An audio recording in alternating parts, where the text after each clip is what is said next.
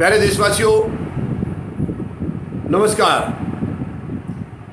अभी हमने पिछले वीडियो में बात की है प्राइवेट सुरक्षा के बारे में, यानी एयरपोर्ट्स के ऊपर प्राइवेट सुरक्षा, आरएसएस को के हेडक्वार्टर के ऊपर सरकारी सुरक्षा।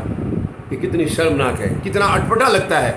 इससे पता चलता है कि सरकार को देश की कितना चिंता है। सरकार को केवल अपनी आरएसएस की चिंता है या बीजेपी की अपनी पार्टी की चिंता है, उन्हें देश से कोई लेना देना नहीं है। और इसके अंदर बहाना क्या बनाया जा रहा है कि पेंशन देने का पैसा नहीं है, इसलिए सीआईएसएफ के 3000 जवान हटा दिए। यही बहाना इन्होंने अग्निवीर के लिए बनाया था कि सैनिकों को पेंशन देने के लिए पैसा नहीं है, इसलिए अग्निवीर लाए हैं। ये शर्मनाक है। पैसा इस देश का कहाँ जा रहा है, कहाँ जा रहा है पैसा? बताइए प्रधानमंत्री महोदय। इस देश में कभी सैनिकों को देने के लिए या सुरक्षा बलों को देने के लिए कभी दिक्कत नहीं आई, आज क्यों आ रही है? आज तो लूट मार मची है चारों तरफ। आज पैसा कहाँ जा रहा है, आप क्यों नहीं बता रहे हैं? और दूसरा, ये जो प्राइवेट सिक्योरिटी एयरपोर्ट पर होगी उसका अंजाम क्या होगा, आप लोग देख लीजिए। अभी मुंद्रा पोर्ट गौतम अडानी के चार्ज में है और वहाँ पर कितनी ड्रग्स पकड़ी गई है, कई केस हुए हैं, कोई एक्शन नहीं हुआ उनके खिलाफ, कोई एक्शन नहीं हुआ। आप एक देखिए, एक एक्टर हैं हमारे शाहरुख खान, उनका बेटा छोटी सी जरा सी, जबकि पोजीशन में भी नहीं था उनके में, जरा सी एक कांड हुआ था अफीम का और वो कितने दिन जेल में रहा। लेकिन वहाँ हजारों करोड़ की, कई हजार करोड़ की ड्रग्स पकड़ी गई है, कोई एक्शन नहीं है। और जब तमाम भारतीय जो एयरपोर्ट हैं, हवाई अड्डे हैं, सबके ऊपर गौतम अडानी की गार्ड हो जाएगी, सुरक्षा गार्ड हो जाएगी, तो क्या नशे का व्यापार और नहीं बढ़ेगा?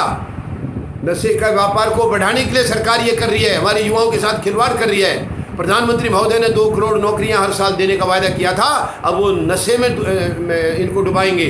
नौकरियां नहीं दी, नशे में डुबाएंगे युवाओं को। चारों तरफ देश में नशे का कारोबार चलेगा, अडानी का कारोबार, उसके ऊपर कोई उंगली उठा नहीं रहा है क्योंकि वो सरकार चला रहे हैं।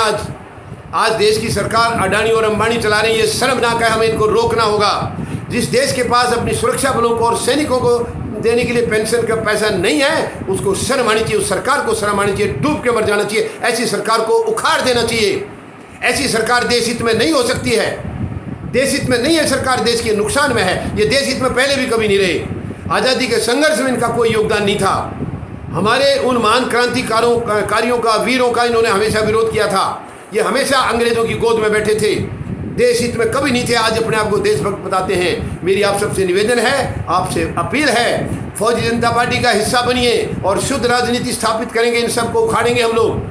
हमें ये विरोध करना होगा। हम देश को इस तरीके से असुरक्षित नहीं कर सकते। मैं भारतीय सेना का सिपाही रहा हूँ, हमने देश की रक्षा की है सरहदों पर रह के। हम यहाँ देश को बर्बाद होते नहीं देख सकते। आपसे निवेदन है, तुरंत आप सड़कों पर आइए, फौजी जनता पार्टी का हिस्सा बनिए और इस सरकार को इस गंदी हरकत से रोकना होगा। यानी हवाई अड्डे जो सरकार के हैं उनके ऊपर तो प्राइवेट सुरक्षा, और जो आरएसएस प्राइवेट संस्था है उसके ऊपर सरकारी सुरक्षा बल। क्यों? ये बहुत बड़ी चाल है, गंभीर चाल है, पूरे देश को लूटने का, एक बर्बाद करने का तरीका है। हमें इनको रोकना होगा। धन्यवाद। जय जवान, जय किसान, जय हिंद।